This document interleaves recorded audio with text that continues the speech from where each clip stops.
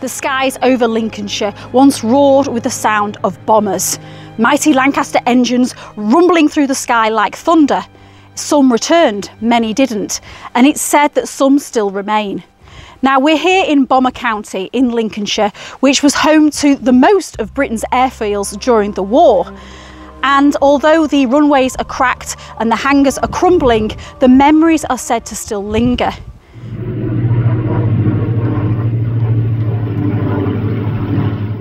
Now, hello friends, if you're new to the channel, my name's Claire, this is The Wanderless Way. This is the third episode in our exploration of Lincolnshire's abandoned airfields. I wasn't going to do a part 3, but you guys enjoyed the video so much last time that I've decided to come back and pay honour to the memory of those lives lost. Now, today we are going to look at 4 abandoned airfields, and we're going to tell some of the stories and the ghostly lingering spirits that are said to still remain. Thank you to everybody that supports this channel by liking, commenting, subscribing and sharing. Everything that you're doing is helping the channel to grow, and it allows me to continue with adventures and telling the stories that I find along the way. This isn't just a video about ghosts, it's about remembrance of those who served, of those who never came home, and of the strange stories that still linger. So if you're ready for another expedition into Bomber County with me, pull up a chair because that's enough waffle. Let's wander.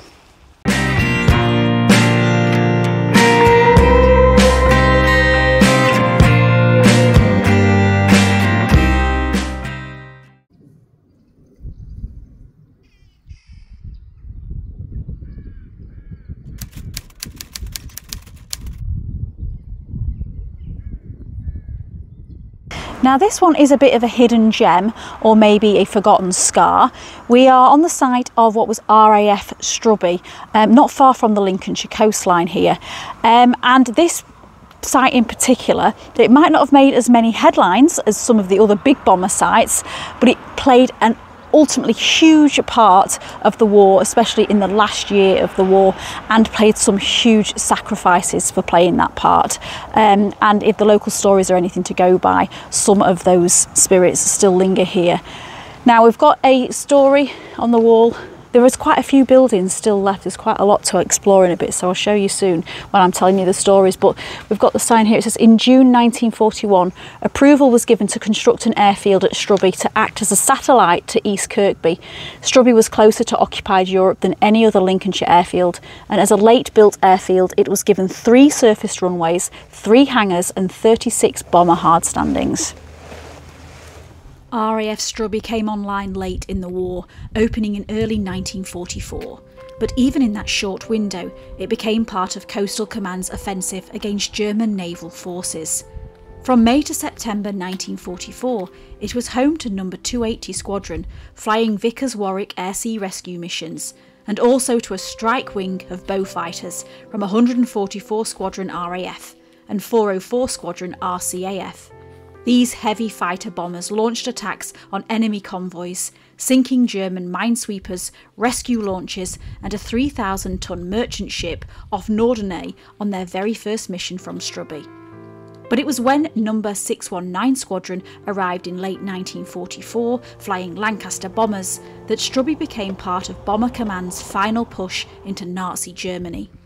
Their targets included oil refineries, rail yards, and even Berchtesgaden, Hitler's Alpine retreat, a mission that 6 Strubby-based Lancasters flew on the 25th of April 1945. One of those aircraft never returned. In just under 8 months, 619 Squadron lost over 65 aircraft here at this site. I'm just going to read you a little bit from here because they can say it better than I can. No. 619 Squadron's last operational mission of World War II took place on the night of the 25th/26th of April 1945. 12 Lancasters were dispatched to bomb Dusseldorf. 10 aircraft attacked the primary target, 1 aborted owing to instrument failures and jettisoned its bombs, and the final Lancaster failed to return. Although the squadron's final act before VE Day was on the 4th of May 1945, when it was tasked with ferrying ex-prisoner of wars back to the UK from Belgium. And again, it says here, in total 65 Lancasters failed to return or were destroyed in crashes during operations from RAF Strubby. All of the aircraft were from Numbers 619 Squadron.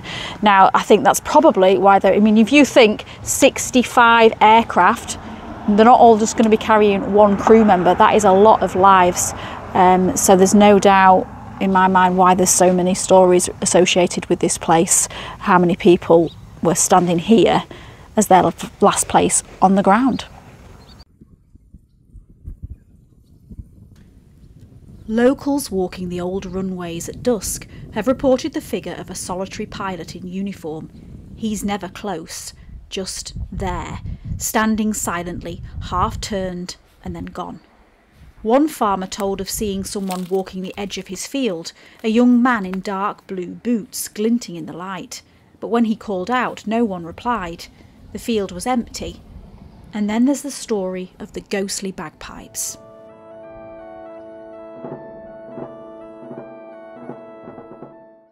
On a still night, some say you can still hear it, a faint sound playing on the breeze, like bagpipes playing a slow lament.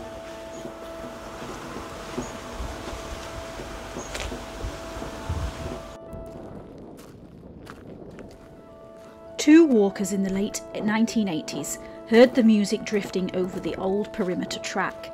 They followed it, but it never got louder, just carried on, until it stopped. Some believe it's a tribute, maybe a Scottish airman stationed here, or perhaps a memorial tune carried by the wind. Others brush it off as nothing, but those who have heard it swear it was real, and that it sounded exactly like a goodbye.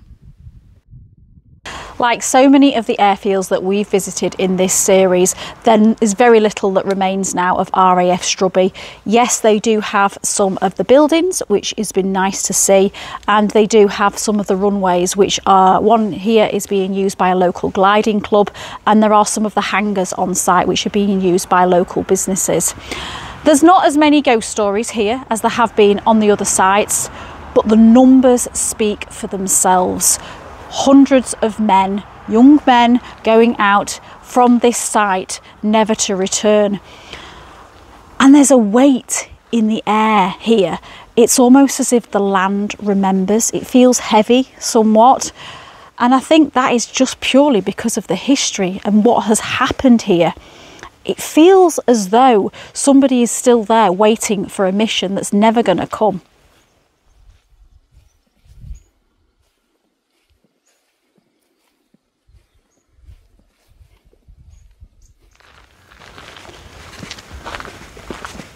So obviously we have a memorial here to the site in commemoration of all who served here in war and peace, and to honour their contribution to our freedom. We remember especially those who made the supreme sacrifice. May their courage and devotion to duty never be forgotten. Got all the Coastal Command over here. RAF Flying College, College of Air Warfare, Manby.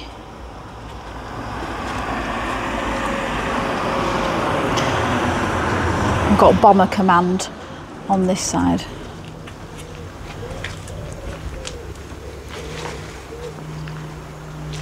Now, from what I read on one of the signs up there, this memorial was actually put in place. And it tells you again on here, we dedicate this memorial to all those who lost their lives in war. Roland and Janet Stubbs and family, unveiled 24th of August 2014. So it wasn't for people like this, these sort of things might not exist.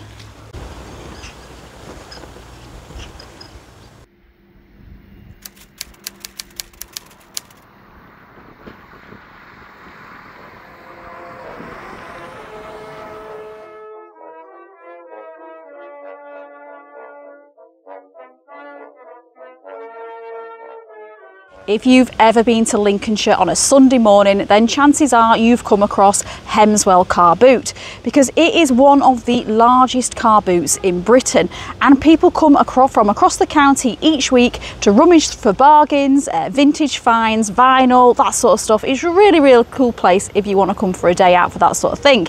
But what a lot of people don't realise, unless they are of course a history fan, is that we are standing on what was once one of the most important sites in Bomber Command history, RAF Hemswell.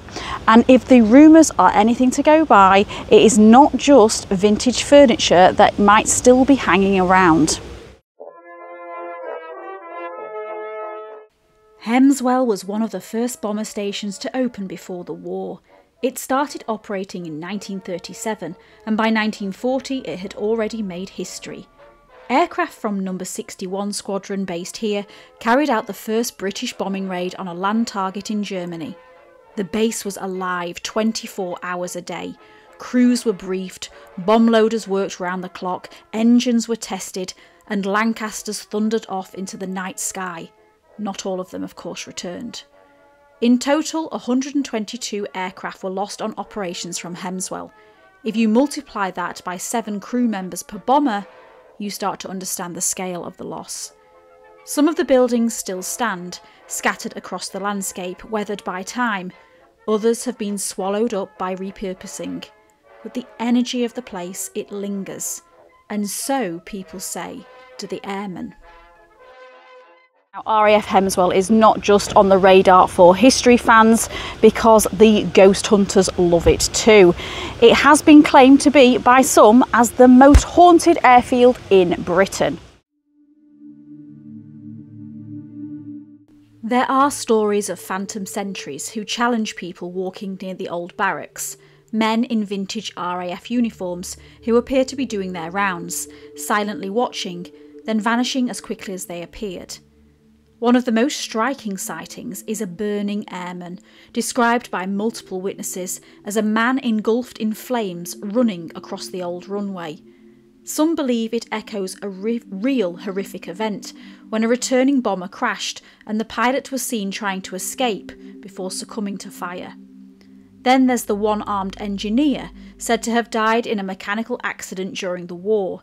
His figure has been seen stumbling through the shadows near the old maintenance sheds, dazed, bleeding, looking for help that will never come. Inside the hangars, strange things are still reported. The sound of a Lancaster's engines revving up when no aircraft has flown here in decades. Lights flickering on and off, doors slamming, the unmistakable scent of aviation fuel, strong and sudden, before disappearing on the wind. And then there's the music. Multiple people have said they have heard 1940s dance tunes drifting through the air here, like a gramophone playing in a room that no longer exists. One man even said he heard someone whistling the Missouri Waltz as he passed the old officers' mess, but there was no one there.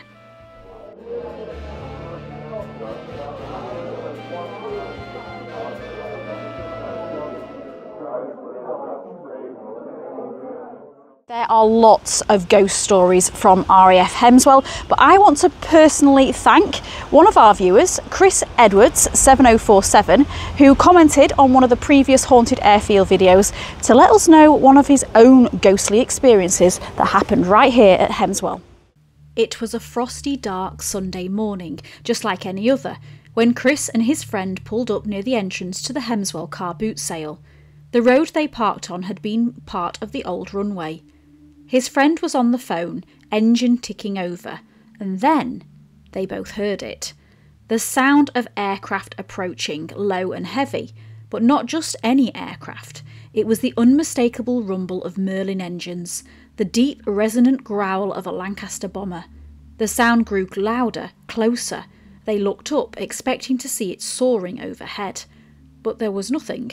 No shadow, no plane, just sound, and then silence. When they reached the car boot entrance, they asked the man on the gate if he had heard anything.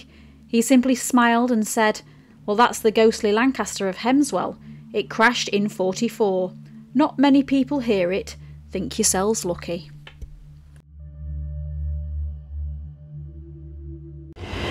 If you have ever been to the Sunday car boot at Hemswell Market, it's a really strange feeling when you know the history behind it, because one minute you stood in the middle of a really busy car boot, lots of people around, and then for another minute you're thinking about the stories of what happened here, and it's a real contrast. Let me know, have you been to Hemswell Car Boot Market before? Did you know the history before you watched this video?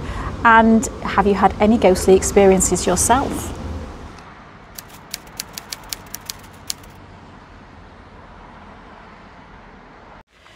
We are now at RAF, what was RAF Waltham or RAF Grimsby, on near the old airfield road. Now there's not a lot left for me to show you. There are some buildings, however they look like they are now owned by businesses. I don't actually know if I'm supposed to be where I'm standing here. So I did see a man walking with a dog, so I thought I might be okay here. But this is supposed to be what it is. Let me show you. So this was quite a big site in its day. Now, I don't really see much. Down here, this road here is called Airfield Road.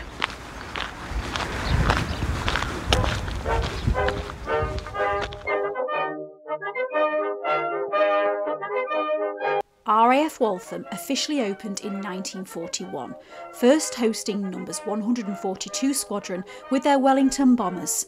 But it was the arrival of the number 100 Squadron in 1943, Flying Lancasters, that truly marked its place in history. Over 4,000 sorties were launched from here. Night after night, young men climbed aboard their aircraft, not knowing if they'd ever return. By the end of the war, 92 Lancasters had been lost in combat from Waltham, and 21 more in accidents. In total, 164 aircraft were gone, along with hundreds of crew. Now it's quiet. You can walk along the old perimeter track, past farmland and fading concrete, and it's hard to believe the level of fear, determination and loss that once filled the skies here. But some say the echoes of that time have not faded completely. There are reports of a soft white light moving steadily along the abandoned runways, a glow that appears warm but otherworldly. Some have described it as drifting low and slow, following the line of the tarmac before vanishing without sound. And then there's the man in dark clothing, seen by a dog walker on the perimeter path, only for the walker to later insist that he had been alone the entire time.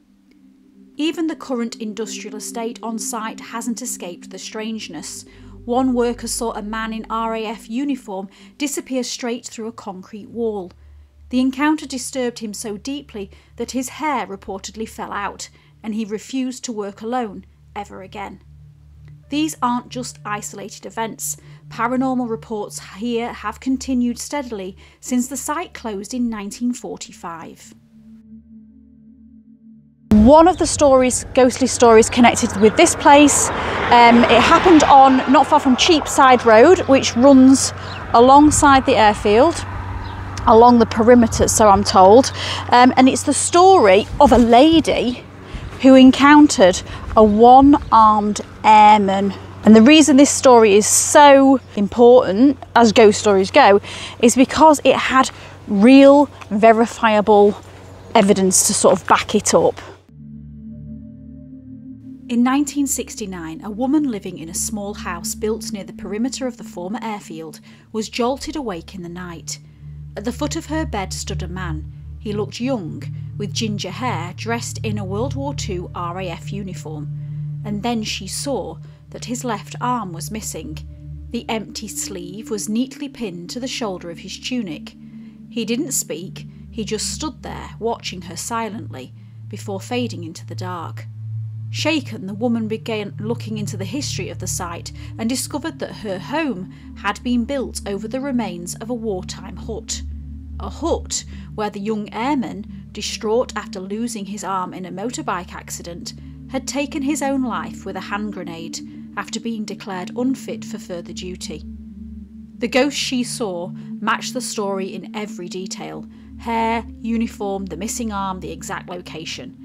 It's one of the few ghost sightings that seems to link directly to real historical records, and for that woman, it was no legend, it was personal. Other sightings of what may be the same figure have also occurred along the airfield's perimeter, including near a bungalow around the same time. Always silent, always tragic. It doesn't look like there's a tremendous amount for me to show you, not a lot left of RAF Waltham. However, I've heard that there is a memorial heading towards Halton-le-Clay, so I'm going to go in that direction and hopefully I will be able to find it and we can pay our respects there. There are some ghost stories connected with this memorial as well, so I will tell you that in a minute.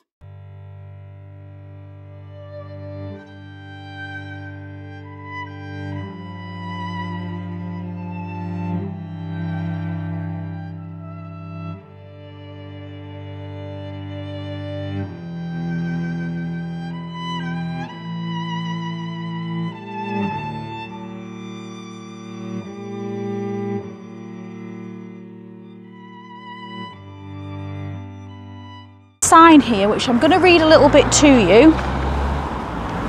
See that? It says, "This is the last crew of the Lancaster ED 549-100 Squadron. On the morning of the 5th of March 1943, Dennis Kirk of Plungar was on air raid precautions duty when he heard the sound of approaching aircraft.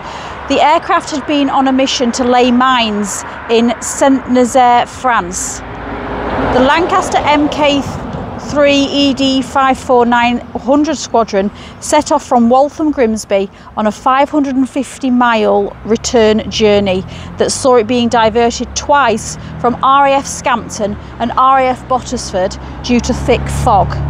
It crashed at 3:08 AM when it ran out of fuel just 400 yards from the Langer airfield.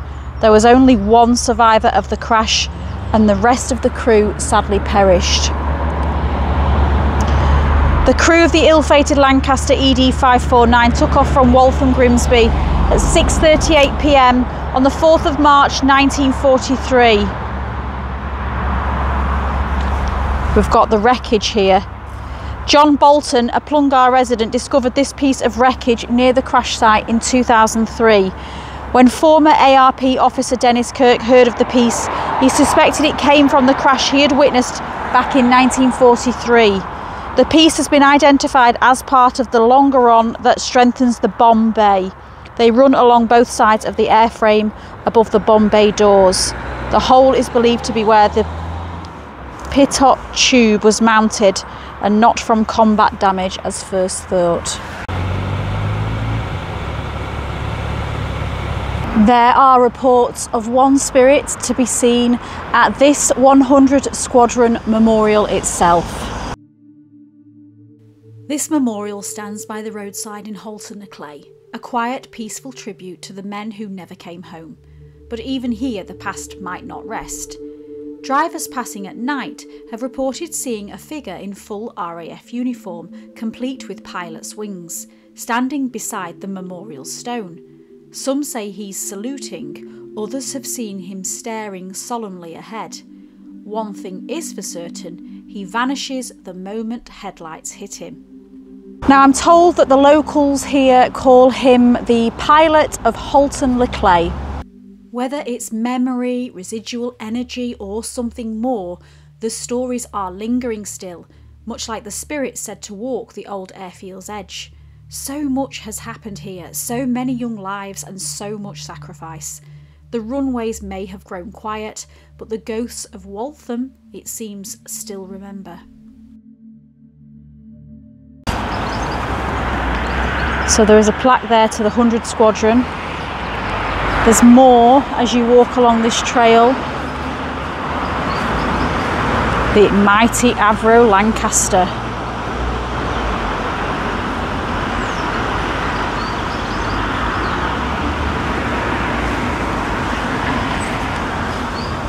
What have we got here? The airfield. We are here. This is the memorial.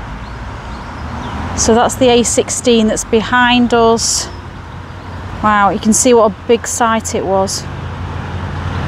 I've just found something very, very poignant indeed, which I'm going to share with you.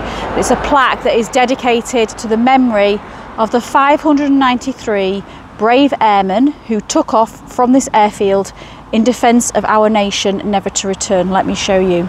This is Royal Air Force 100, squadron losses from December 1942 to April 1945.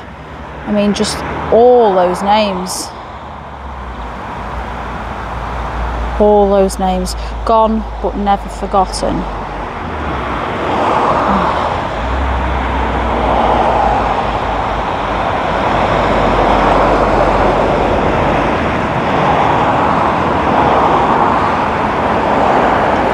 And then if we walk past it, there is another board which just gives us the RAF 142 squadron losses from November 1941 to November 1942.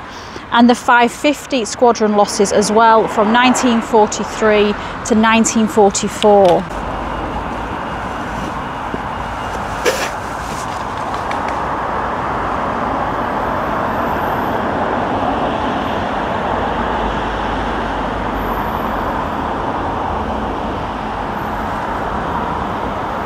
They're really not just names on paper though, are they? They are real people. Real people that have sacrificed themselves for our country. And we've got the Roll of Honour parishioners of Halton the Clay who answered the country's call to fight in the Great World War from 1914 to 1918. So I'll just show you this next.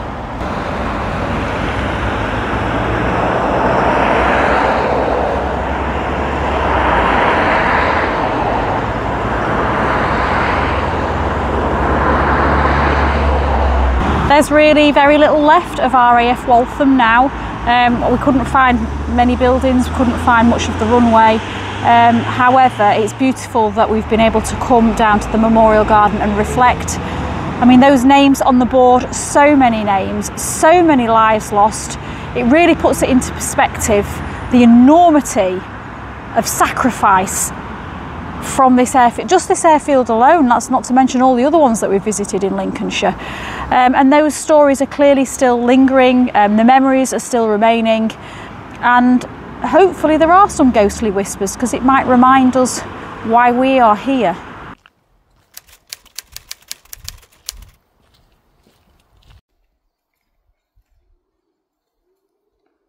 For this one, we are having to travel deep into the woods.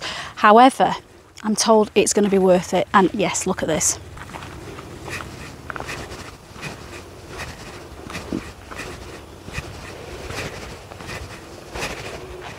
Tucked deep in Twyford Woods, just to the south of Grantham, you'll find the remains of RAF Witham. Now, this place is slowly being taken over by the trees, but don't let the silence fool you, because in its heyday, this place was alive with aircraft, soldiers, and a mission that changed D-Day itself. Now, for those that still walk here and still visit this place, it's said that some souls never really left. And we will go into those ghost stories shortly. But before we do that, let's talk about how this little airfield on the south of Grantham played one of the most important parts in the entire war. If you come to the woods, there is a plaque here. I'll read a tiny little bit of it for you. So we've got RAF North Witham. Late on June the 5th, 1944, American troops and air crew waited on the runways of this airfield for the order to launch a top secret and highly dangerous pre-invasion strike ahead of D-Day. Now called Twyford Wood and owned by Forestry England, the overgrown wartime runways of Station 479 are a moving reminder of the huge American World War II airfield that once existed here and the momentous events of that night. So there is also a little bit of a map as well on here. We're currently here, so we've got a little bit of walking to do to get to where you can see they've got the runway. This photo was taken on 14th of January 1947 by number 58 Squadron RAF.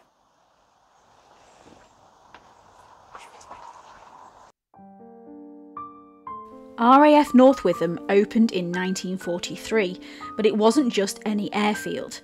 It was handed over to the United States Army Air Forces and became the launch site for some of the very first boots on the ground in Nazi-occupied France. Now, if you do come down to RAF North Witham and you go through Twyford Woods, honestly, the runway, we're just walking along it now, and it is so long, the runway just seems to go on forever. And you can imagine them on the day leading up to the D-Day, going down this runway like, oh, crazy. I can just visualise it in my head now. Very poignant, I think. Can you see behind me? Have you been here before, guys? Let me know in the comments. This place was once home to the Pathfinder School, training elite American paratroopers from the 82nd and 101st Airborne Divisions. Their job? To jump behind enemy lines ahead of the D-Day invasion and mark the landing zones for the main airborne assault.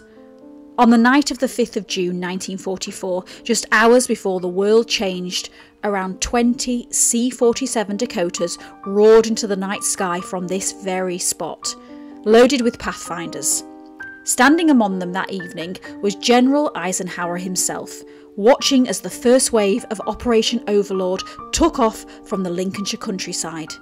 It was a short-lived role, but a crucial one, and now, where those runways once buzzed with activity, there is nothing but moss, tree roots, and a strange quiet that hangs heavy in the air.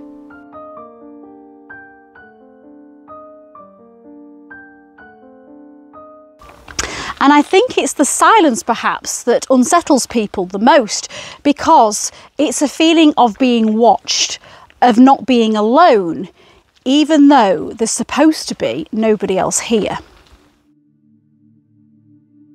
One viewer, Andy5202, shared his encounter in the comments on a previous video. He was out filming at dusk with his drone, something he'd done many times before, but this time something, he said, felt off. As he packed up at the far end of the runway, that creeping sensation hit, the unmistakable feeling of being watched. He was sure he was alone. There were no other cars, no other visitors. And then, as he walked away down the perimeter track, he heard a voice. "All good."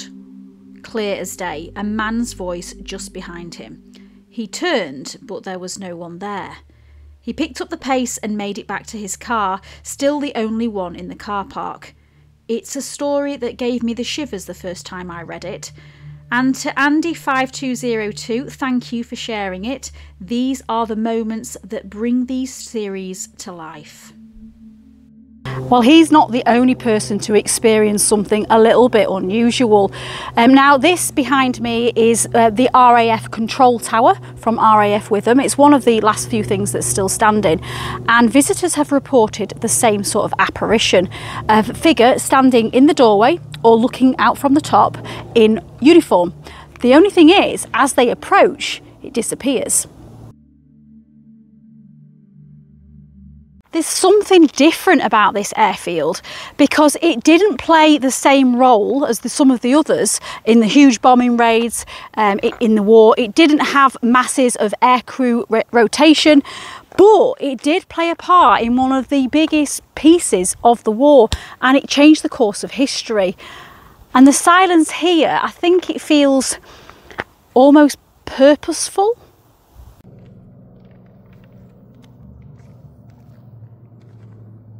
Now, I'm sure you can hear in the background the rumble of an engine. Let me just show you what's just passed over our heads as we are filming this video.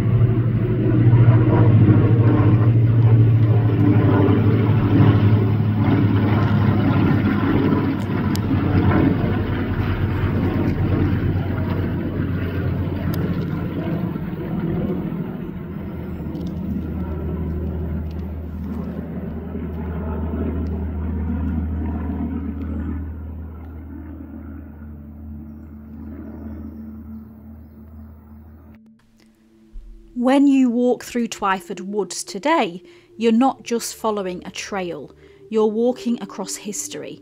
And if you hear a voice in the dusk, maybe it's just the wind, or maybe someone is still watching, still making sure that all's good. So that is it. That is the final episode in the Haunted Airfields of Lincolnshire Part 3. Thank you to everybody that asked for a third episode. I hope you've enjoyed it. I hope it's been worth your while watching.